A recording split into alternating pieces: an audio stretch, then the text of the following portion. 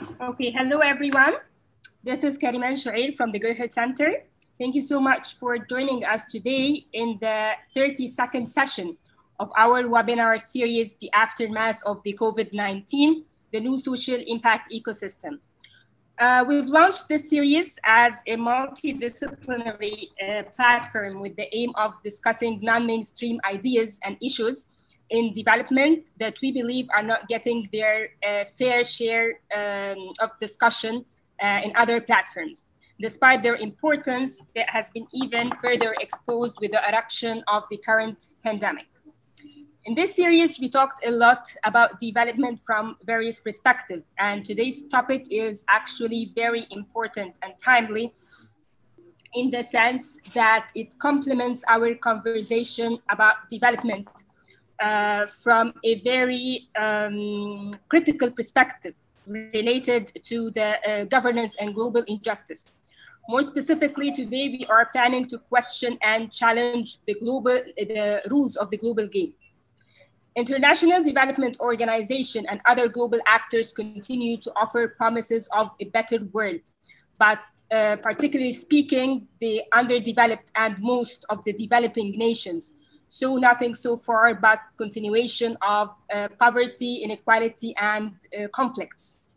It is argued that one major reason for this gap between what is being promised and the actual world is related to the unjust rule of the big global game. Big part of it relies in the colonial heritage of the international law. Today, we are very lucky to have an expert in that field who will lead today's discussion, Jason Beckett. Jason is an assistant. Before I move the floor to him, I will briefly introduce him. He is an assistant professor at the Department of Law, the American University in Cairo. He studied law at the universities of Dundee and Glasgow, and taught at universities of Newcastle and Lancaster. Leicester. Yeah, Leicester. Sorry. Through analyzing religious structure of legal discourse and the silencing of non-European white male voices, he has critiqued the pursuit of universal truth and justice. Jason's current research focuses on poverty, cultural pluralism, and self-justification of mainstream legal analysis. This involves acknowledging the limitation or fruitfully of abstract legal critique and advocates for alternative approaches to international justice. Thank you so much, Jason, for accepting our invitation and making the time to be here with us. The virtual floor is yours. Okay. Thank you very much, Carmen, and thank you to the Center for inviting me. Just before I start, as a very brief favor, if any of you don't mind, could a couple of you turn your cameras on? Because I'm staring at this weird blank wall of names, and I have no idea whether people are asleep or uninterested or angry or whatever, so I just need a little visual. Right, so following up on what Karaman said, I want to start by emphasizing that I'm really not an expert in this field. I'm not a trade lawyer, I'm not an economist, and I'm definitely not a development expert. I'm just an international lawyer. And over the years, my research was focused around the question of why international law didn't work. Why did we have international law and yet terrible things happening in the world constantly? And the conclusion that I eventually reached is that my question was wrong, and that in fact, international law is working very well. It's just that I had misunderstood what international law was meant to do. I thought that it was meant to bring peace and justice and prosperity. And the more I looked at it, the more I began to realize that actually international law's primary functions are to produce poverty and wealth. And more precisely, to produce wealth from poverty. And international law has been doing that, and doing it pretty successfully since roughly 1550. So we've had about 470 years of what we could call, as Karaman did, the colonial heritage of international law. But I prefer simply to call it the colonialism of international law. So in 1550, the King of Spain convoked a convention of eminent bishops to try to explain the justification for Spanish rule in the newly discovered Americas. That convention gave birth to, I think, international law. And the questions that were being asked were, what was the status of the Americas? And what was the status of the inhabitants of the Americas? And the conclusion ultimately reached was that the inhabitants of the Americas were human beings.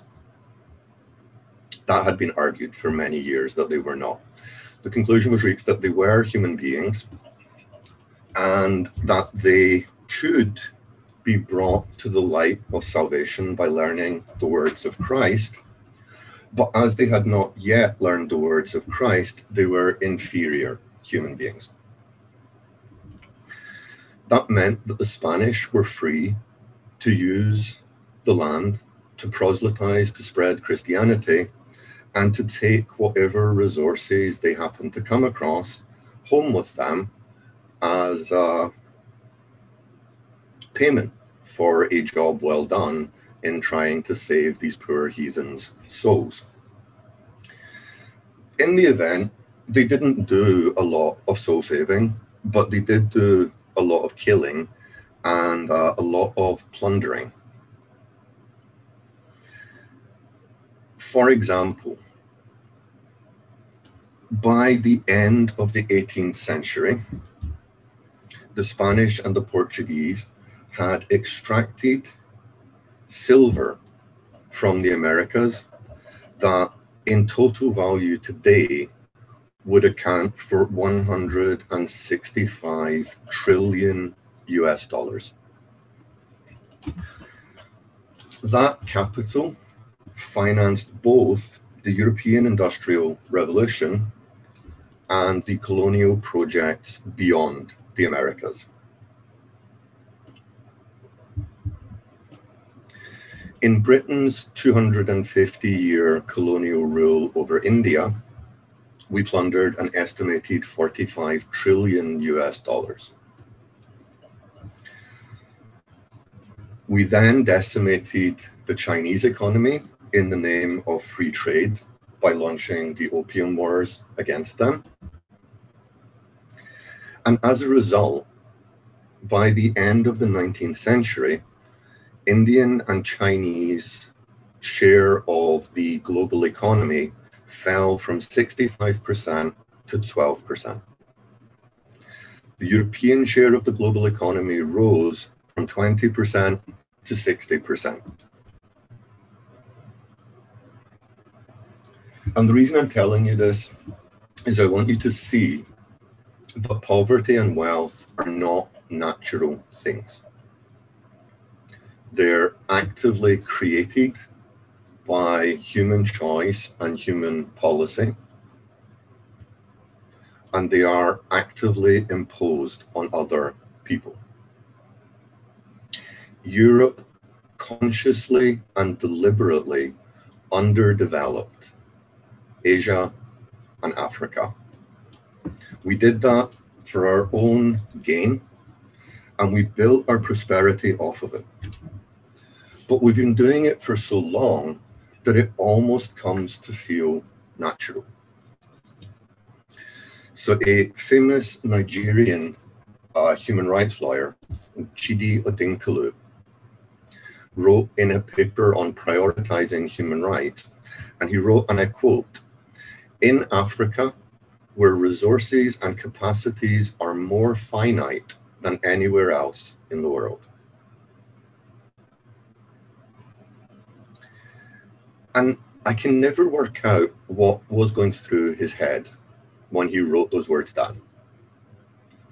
Because Africa is, of course, the most resource-rich continent on the earth.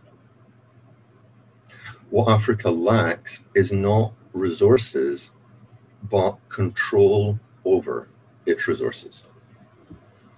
And it has lacked that control since the colonial period.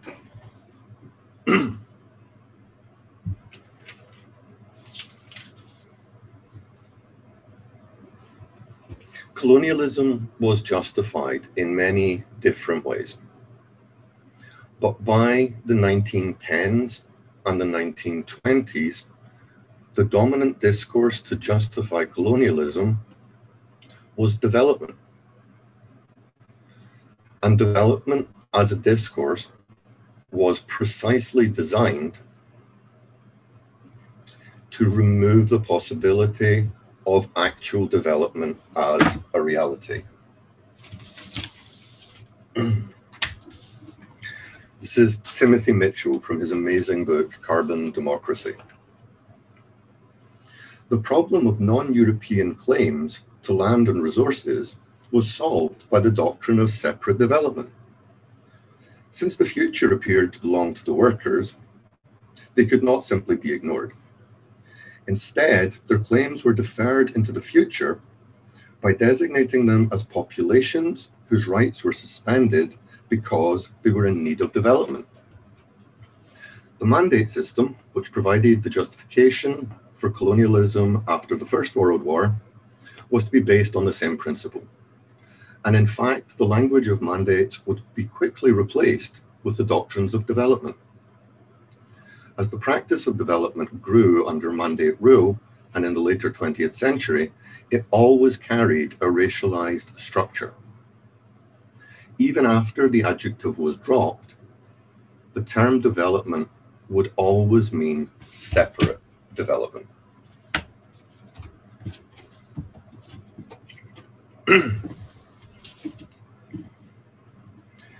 Lord Lugard, Lord Frederick Lugard, was the British colonial administrator of Nigeria and would go on to represent Britain in the Mandates Council at the League of Nations. He wrote a very famous book called The Dual Mandate of Colonialism. And in that book, he argued that the colonial project was driven by two imperatives.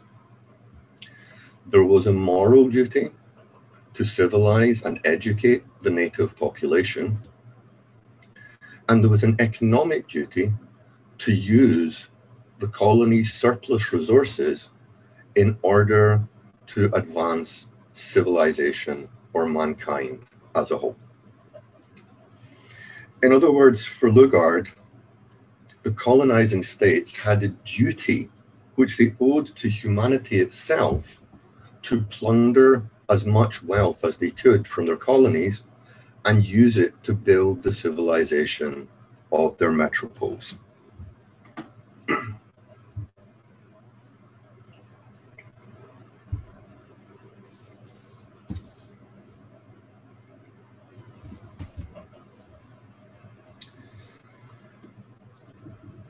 Things appeared on one level to change at the end of the Second World War when the United Nations was developed.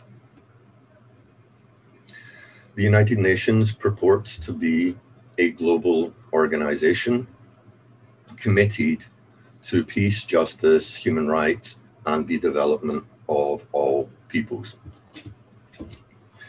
I argue that that presentation is simply a lie.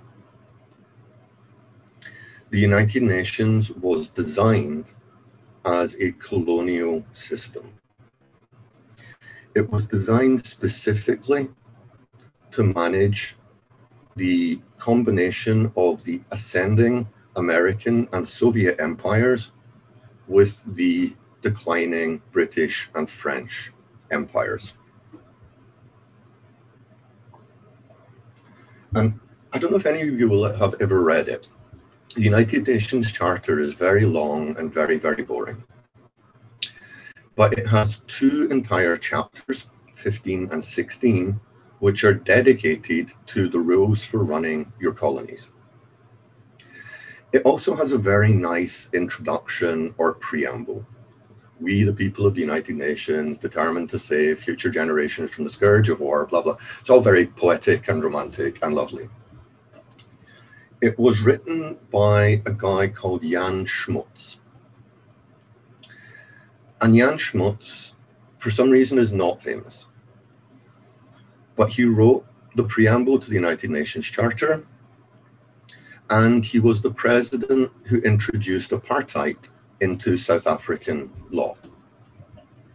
And he saw no contradiction between these positions because he understood that the Charter, the defeat of Nazism, and the continuation of empire were all parts of the same project.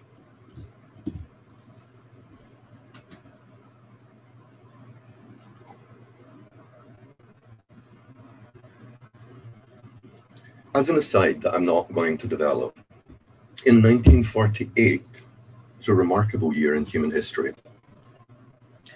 the United Nations created both the Universal Declaration of Human Rights and the State of Israel, the last settler colonial project of modernity.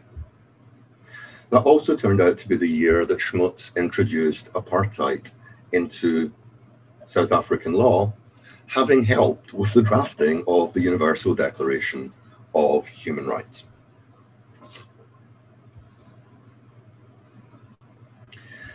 The charade of the United Nations as an organization of justice under law was exposed during the period of decolonial struggle, when the states of Africa and Asia fought their way to independence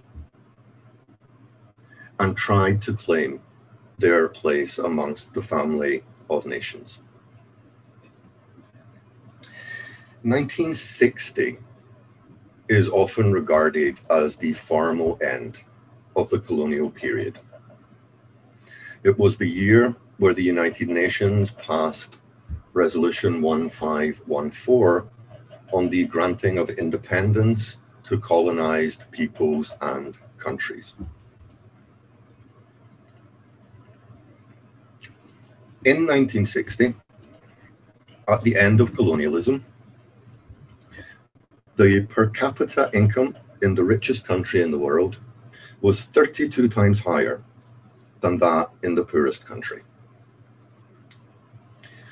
By the year 2000, after 40 years of independence and development, the ratio was 134 to 1. By the year 2018, which is the last figures that the World Bank have produced, the ratio of per capita GDP between the richest and the poorest countries in the world was up to 435 to 1. The difference between per capita income in the US and Burundi is 236 to 1. The difference in per capita wealth between Switzerland, the wealthiest country per capita in the world, and the Central African Republic, the poorest country in the world, is 743 to 1. In other words, the gap between the rich states and the poor states, the overdeveloped states and the underdeveloped states is increasing relentlessly.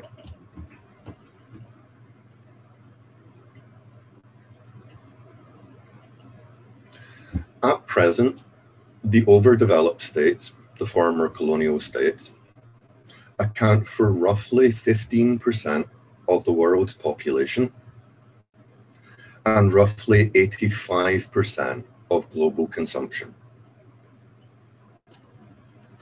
That means that the underdeveloped world, the former colonies, account for 85% of the global population and just 15% of global consumption.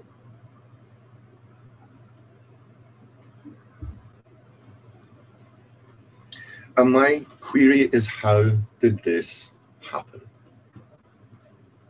How is it that after colonialism ended, the former colonizers continued to get richer and the former colonized continued to get poorer? And there are a number of answers to this, all of which ultimately lead us back to international law.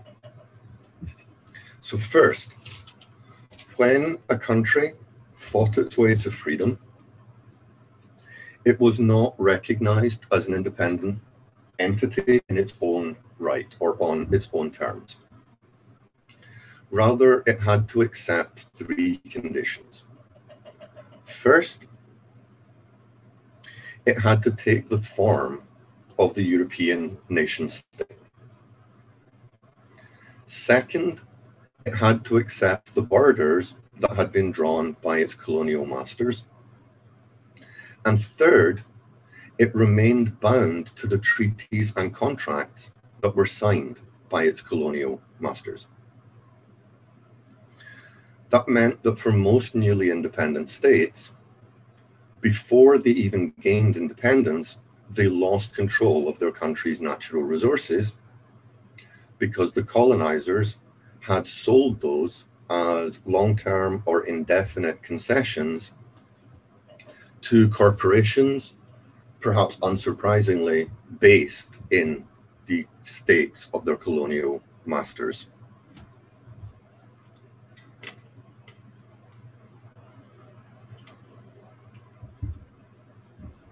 The underdeveloped states did not like this state of affairs and tried to resist it, largely through the United Nations and a series of General Assembly resolutions, the most important of which, 1960 resolution on permanent sovereignty over natural resources, and the 1974 resolution on the new international economic order. The underdeveloped states argued that they were being deliberately and systematically impoverished by the legal obligations that they had inherited from their colonial masters. Their former colonial masters rejected that argument, and with the help, perhaps surprisingly, perhaps unsurprisingly, with the help of the international human rights community and three key NGOs, Human Rights Watch, Amnesty International, and Médecins Sans Frontières, they launched a counter-assault in which they said that the global economic order had no role in the poverty of underdeveloped states, and that poverty could be explained solely by the incompetence and callousness of the governments of the underdeveloped states. Médecins Sans Frontières went so far as to set up a whole new NGO called Liberté Sans Frontières, whose only aim was to deny the claims of the third world states for a new international economic order and to instead press for a neoliberal economic order globally.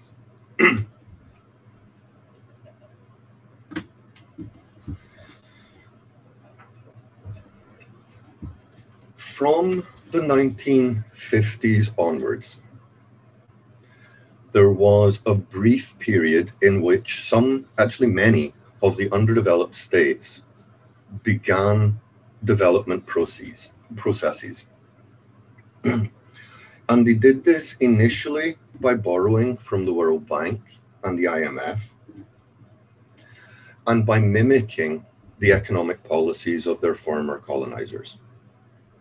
So pumping government money into national infrastructure, subsidizing nascent industries, introducing tariffs and barriers to keep foreign competition out. And these policies worked remarkably well. For the first and only time in modern human history, the wealth gap between the richer and the poorer states began to fall. The rich states, the former colonizers, the overdeveloped world, did not like this, and they set themselves the task of undoing this developmentalist turn.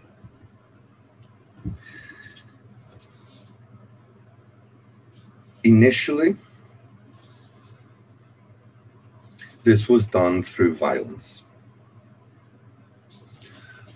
Just as a brief summary, 1953, the CIA sponsored a coup to overthrow Mossadegh in Iran. 1961, they organized a coup to overthrow and slaughter Lumumba in the Democratic Republic of Congo. 1965, the overthrow of Sukarno in Indonesia. 1973, the overthrow and public execution of Allende in Chile. 1987, the overthrow and murder of Sankara in Guinea-Bissau. And in both 1990 and 2004, the overthrow of Aristide, the president of Haiti. And there are many, many more names to be added to that. There's a lovely little article that you can Google that's called "The 22 African Presidents That France Has Murdered Since 1963.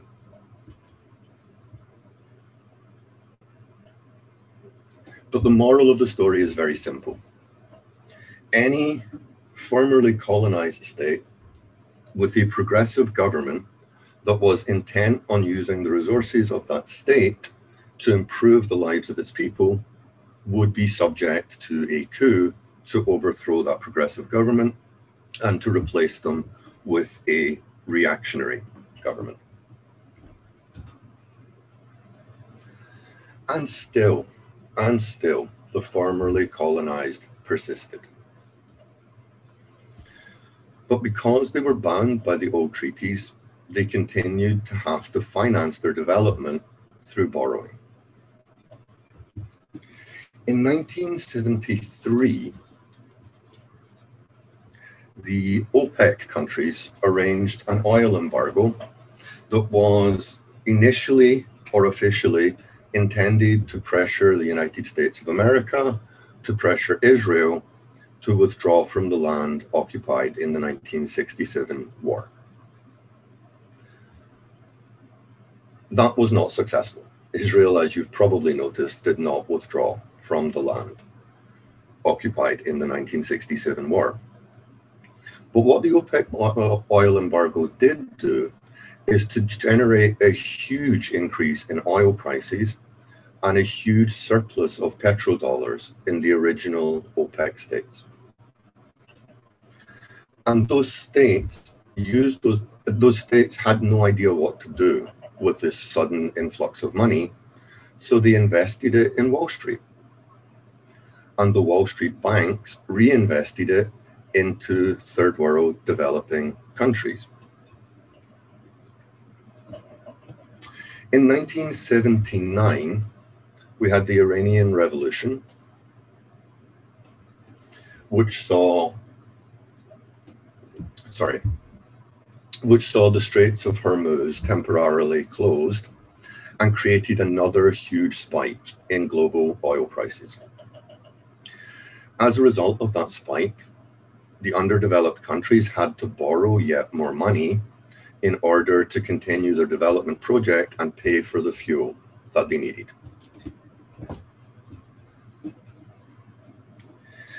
Now, these loans were given out very recklessly because the Wall Street banks developed a mantra that said states don't default. So they knew that the loans would be repaid eventually. They were private commercial loans, so they were denominated in US dollars and according to floating interest rates. In 1981, a gentleman called Paul Volcker became then chair of the US Federal Reserve, raised the base interest rates of the Federal Reserve from 8% to 21% in 2 months. That meant that the interest on the loans taken out by the developing world also increased from roughly 10% to roughly 23%. And that meant that the loans became unsustainable. The loans became unpayable. The loans became simply impossible.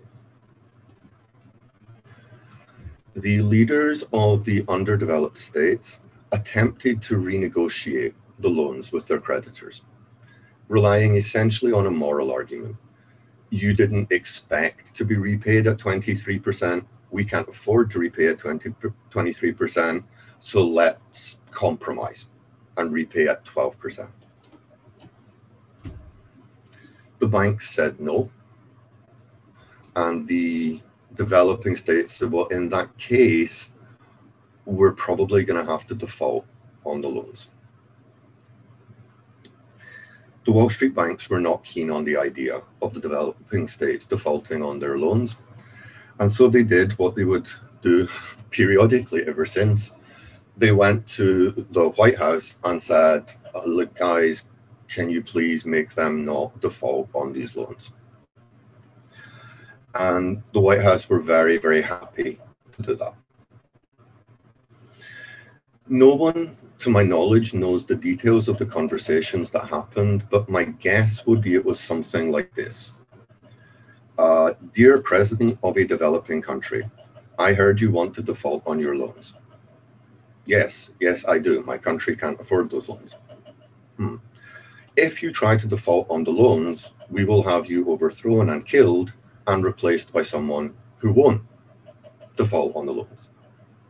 Oh, that's a bad idea. Okay, so I won't default on the loans, but I can't afford them. What do you want me to do? Oh, that's easy. Refinance the loans through the International Monetary Fund and the World Bank. And this is precisely what happened. So the bad loans made by Wall Street were taken on by the World Bank and the IMF. Wall Street was effectively bailed out. The timing was, depending on your view, either wonderful or terrible. Starting in 1976, both the IMF and the World Bank systematically purged all of their Keynesian economists and replaced them with neoliberal economists. So not only were these states forced to deal with the IMF, but they were also forced to accept the loan conditions that the IMF imposed. And those loan conditions were invariably neoliberal in nature.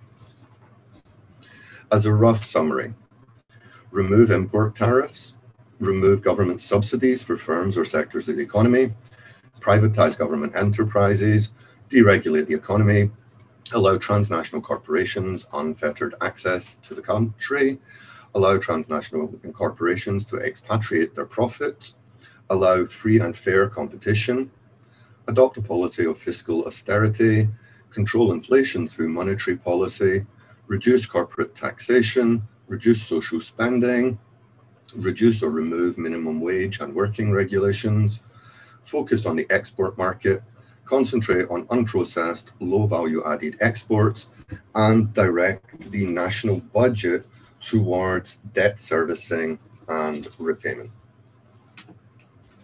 That last bit is kind of interesting and important. Since this project started, since the force into the IMF started, from then, 1980 roughly, to 2016, the underdeveloped countries spent $13 trillion on debt servicing. Not on repaying their debts, but on servicing the interest on their debts.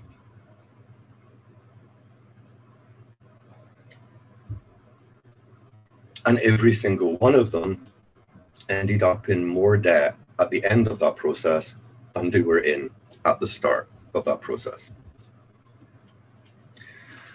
So what I want to emphasize here is that the function of the IMF and the World Bank in this particular scenario is not only to refinance the debt, but to impose these very specific macroeconomic policies, which in terms of generating development have never, ever, ever worked. But what's interesting about the process is that it's hidden behind an idea of consent. The countries voluntarily negotiate with the IMF, where they could voluntarily negotiate with anyone else, and they voluntarily assume the conditionalities that the IMF imposes. And as I already said, that consent is entirely false. They were coerced into dealing with these institutions. They were coerced into accepting these particular policies. And this creates what the former and also overthrown president of Ghana, Kwame Nkrumah, calls neocolonialism. Nkrumah writes, "The essence of neocolonialism is that the state which is subject to it is, in theory, independent and has all the outward trappings of international sovereignty. In reality, its economic system and thus its political policy is directed from the outside."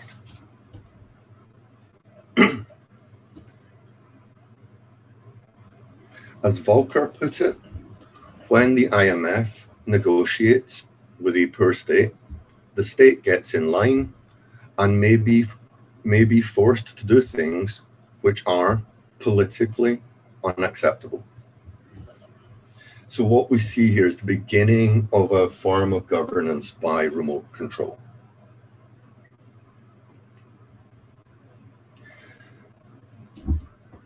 Over time, the IMF and the World Bank, using these structural adjustment policies, decimated the economies of their victims and left the victims entirely dependent on foreign direct investment, which would in turn drive them to join the World Trade Organization as a way of securing foreign direct investment, which would further entrench the neoliberal policies that were strangling the countries.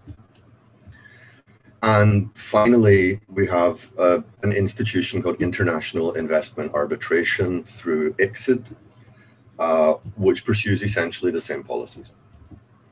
So I call these four organizations, the IMF, the World Bank, the World Trade Organization, and ICSID, the global legal order.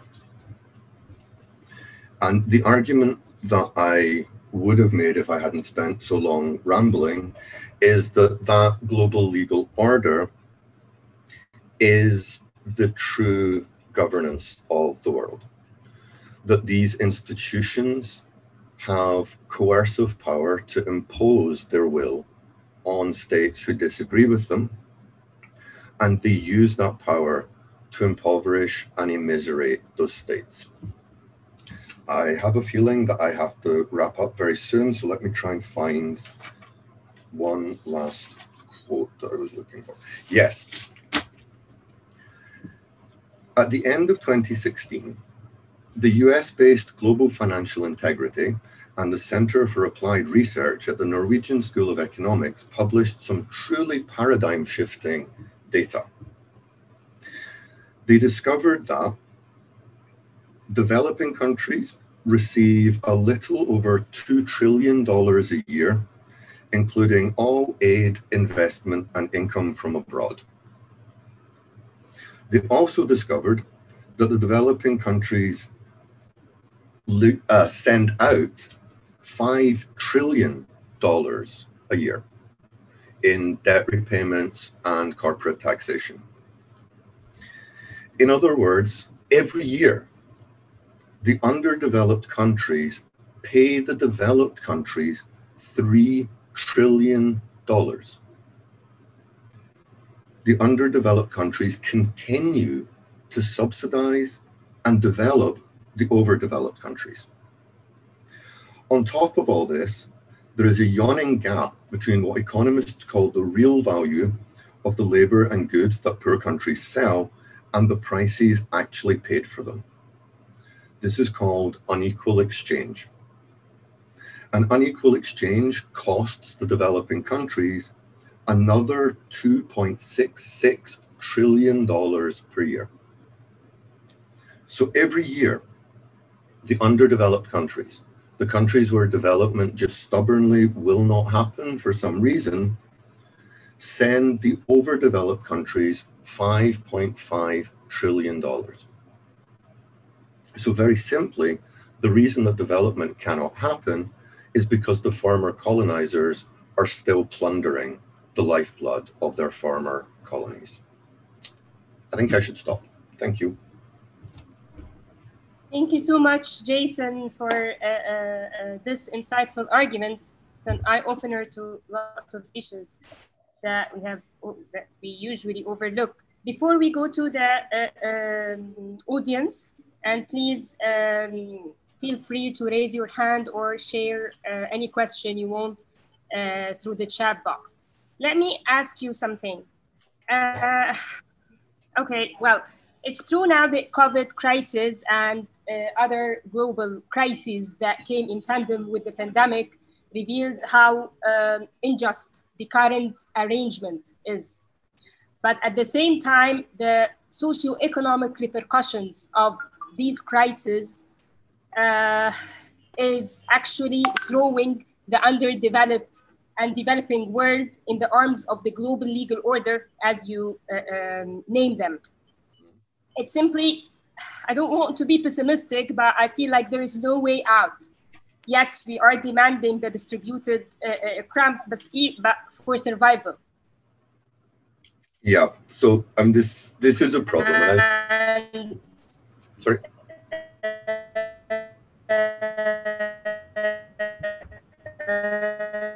What's going on are not actually guaranteed now, colonizer. But I want to ask you to hear your thoughts. Are there any, with the current changes that's going on, are there any prospects of changing the status quo? If there is any motivation to deviate from the current arrangement? No. So my friend Noura Erekat describes the project of Israel as the attempt to acquire the land without the people. Mm-hmm. And I would describe the project of Europe as the attempt to acquire the resources without the people. And we see the venality of this project when we look at the refugee camps on Lesbos, when we think about the concentration camps in Libya, in Morocco, in Algeria, funded by the EU solely to keep out the citizens of the countries whose wealth we are plundering. And as you said, COVID brought certain things to light that people had been ignoring before. But the world was in a desperate situation before COVID. Almost 70% of the global population live on less than $5 a day after purchasing power parity calculations have been taken into account. Purchasing power parity for Egypt in 2019 was rated by the World Bank at 3.4. What that means is that 70% of the global population live on roughly 25 Egyptian pounds a day each. That can't be alleviated by tinkering at the edges or increasing development aid from 0.7% to 1%. It can only be alleviated by changing the global economic structure. But if we change the global economic structure into something that we could truly call just, then the average consumption of the average European, so the people like us around this virtual table, would drop by 2/3. And for me, the fundamental problem is that Europeans care far more about their own consumption than they do about non-European lives. So sorry, I really don't do optimism. My students tell me that all the time. Thank you, Jason. Okay, let us take a question from Catherine Hurd, and then I will ask you another question, if I may. Sure. Catherine, please feel free to open your camera or your mic and share your input. Thank you. I can't seem to figure out how to turn my video on. I think it's a setting in the webinar, but in any case, this is Catherine Harold from Indiana University. And, Hi. Hi. I don't know if you can see me. I can't see myself. Anyway, yeah, I can. So this is Catherine Harold from Indiana University. And Jason, you just said that you don't do optimistic. And I know you well enough to understand that. But I wonder, who should we be looking to as we think about, reforming isn't the right word, overhauling the system, right? We can't look to NGOs. They're caught up in the international development regime. The foreign aid regime. Who can we look to? Is there a role for grassroots civil society? As you said, many in Western countries don't have the interest of overturning the system. And so who can we look to? Who are the actors who can actually make a difference? And or simply, is there no room for optimism? Thank you. All right. So let me try and answer that without getting myself arrested. During the coronavirus pandemic, America's billionaires have seen their wealth rise by $963 billion collectively. So who can we look at as a solution to this problem? We could look at the billionaires, but we know that they're the cause of the problem. So I think what we'd have to do instead is look at the billionaires' staff, and especially their chefs. And if we can get enough billionaire chefs to poison enough billionaires, then I think we can free up some money for making actual structural changes. Other than that, I don't know, because as you said, that particular class already own civil society, they already own the NGOs, they already own the governments of the overdeveloped world. And they are the source of the problem. Thank you, Jason. This is actually related to the question I wanted to raise. It's related to the research community that studied the international law, and you're better informed about that. But thinking about it, usually radical changes starts, ideally speaking, in think tanks, research centers, universities. It has to come, there should be an idea and debates. And big part of the research system relies on funding. And correct me if I'm wrong, most resources are allocated in the hands of scholars in the global north. So I want to ask you if the research community in your field is inclusive enough in terms of ideas justifying the system versus challenging the system? Or does the fact that we are asking for the support of the system to challenge the system affect the inclusiveness and the discourse? Yeah. Okay. So this is a really interesting question. In my opinion, with a few noticeable exceptions, the global research community in international law is an entirely delusional enterprise. They spend their time coming up with new ways to criticize the world, but avoid doing anything to change the world. And I think part of the reason for this is that thing that I call the GLO, the Global Legal Order, pays for the international legal community or the international legal research community. They're the funders, they're the donors to universities. And so I think that international law, fundamentally, international law generally and human rights in particular, function to perpetuate the system that we have. They're like the new version of the civilizing mission. Also, and again, at the risk of getting myself in trouble, I don't think that radical change comes from think tanks or researchers. I think that, as we might see in America at some point, radical change comes from protests and riots and violence. Governments and the rich are not moral creatures. They're not persuaded by moral argument. They can only be coerced into progressive action.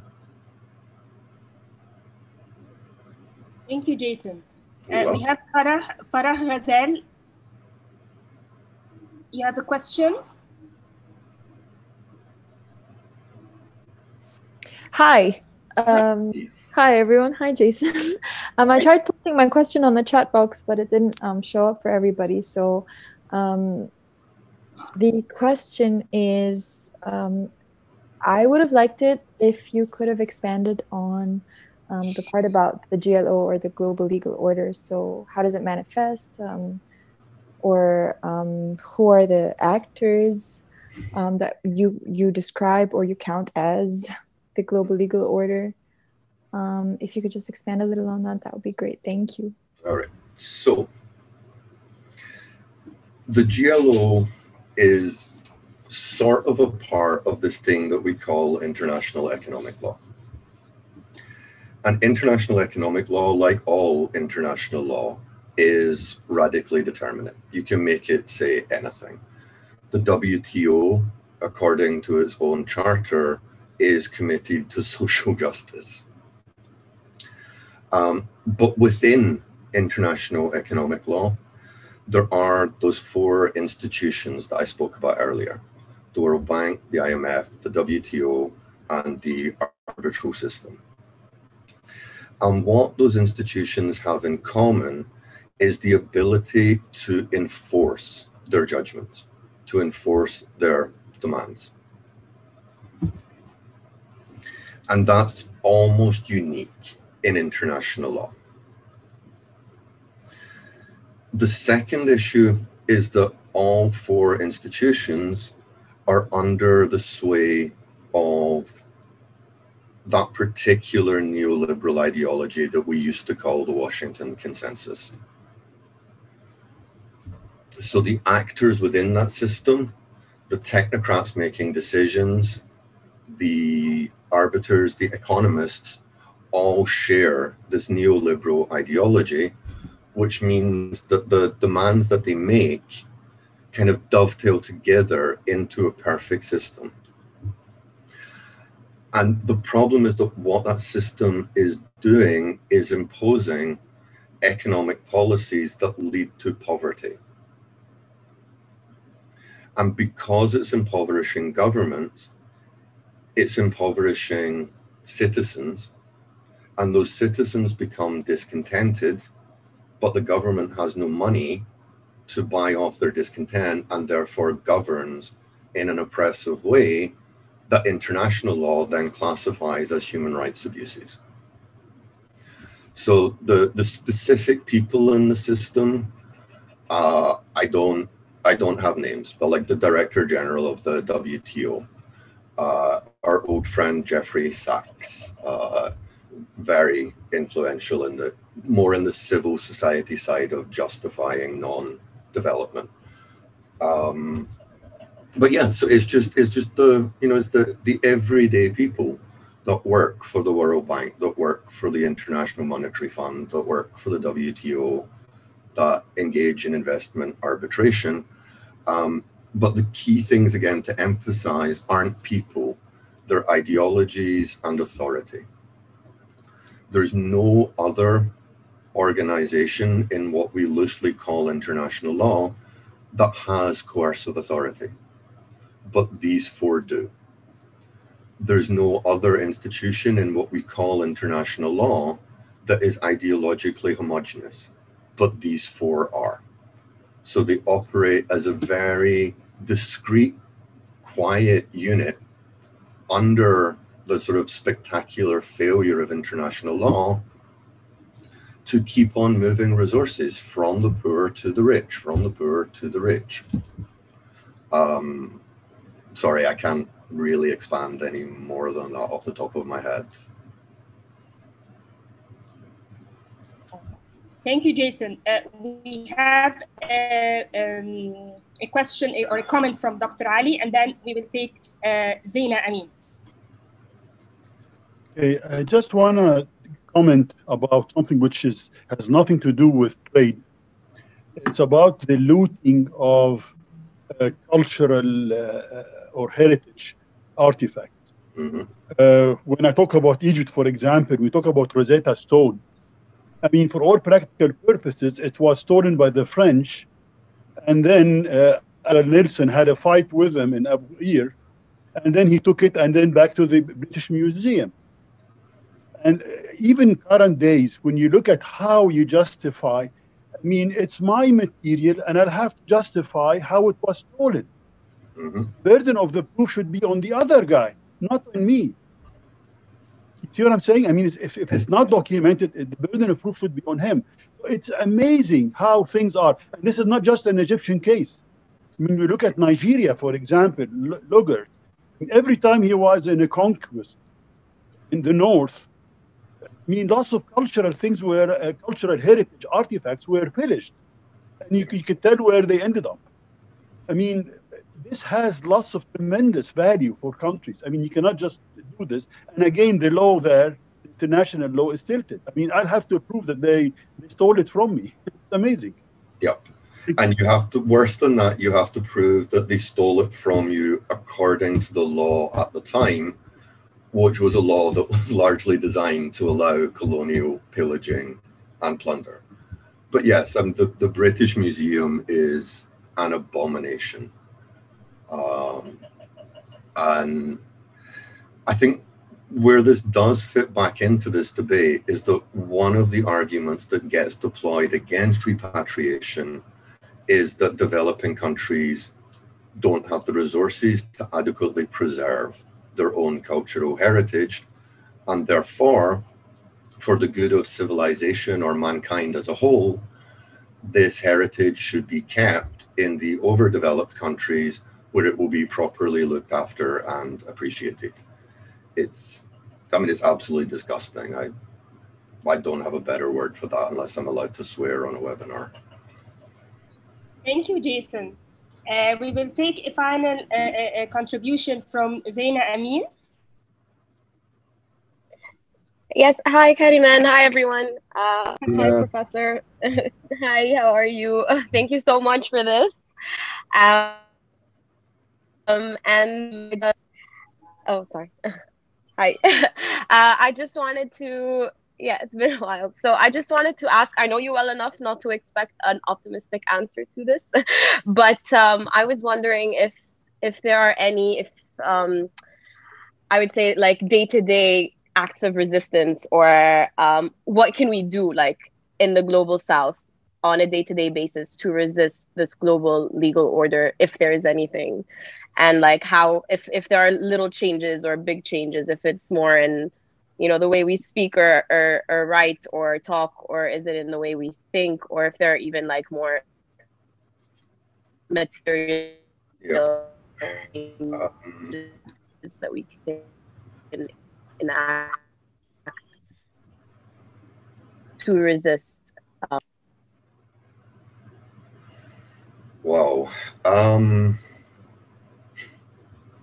mean, I think some of it is to do with the way that we've been trained to think and the way that we've been trained to accept overdevelopment and underdevelopment as just natural background facts that we work against. But as you probably remember from class, I have a terrible tendency in my thinking to downplay the agency of the underdeveloped world, be that states, governments, or citizens. And it feels to me that we have a real problem in that the governments of the underdeveloped countries are not primarily responsible to their own populations, but their primary responsibility is to the GLO. The GLO dictates their economic policy, and therefore it essentially dictates the rest of their political policies. So you can't, there's not, as I see it, there's not a way that we can pressure the governments of the underdeveloped states to do anything, because it's simply not in their power to do anything. If European humanity was not such a contradiction in terms, then there would be some viability to appealing to, you know, the conscience of mankind. Short of both of those, there are still some that argue that general strikes would work if we simply shut down the resource flows to the overdeveloped world by refusing to participate in the system. But of course, if workers do that, then they also lose whatever minuscule wages they currently have, and starvation will force them back into the system.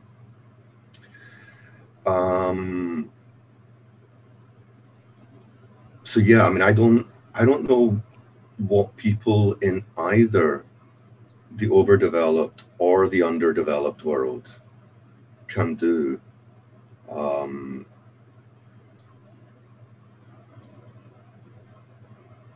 Yeah, I'm sorry, Zina, but I just can't answer that question. I wish I could. Thank you. Thank you so much, Jason. And apologies if we're not able to take more questions. And apologies that we are 5-6 minutes after the time, but it was worth it. Thank you so much, Jason. Thank you. That was really great. And thank you for the audience, all the questions and contribution. And let me invite you to our coming webinar tomorrow. We are hosting John Elkington, founder of Poland's Venture. He will talk about the prospects of green swans, solutions, and market trajectories to sustainability. You will find the link of the registration in our Facebook page and other social media platform. Thank you so much, Jason. Thank you, everyone. And thank you for arranging this. Thank you. Thank you. At least for me, it's been really fun. So thank you all for sticking around to the end. Thank you so much. Okay. Bye. Bye.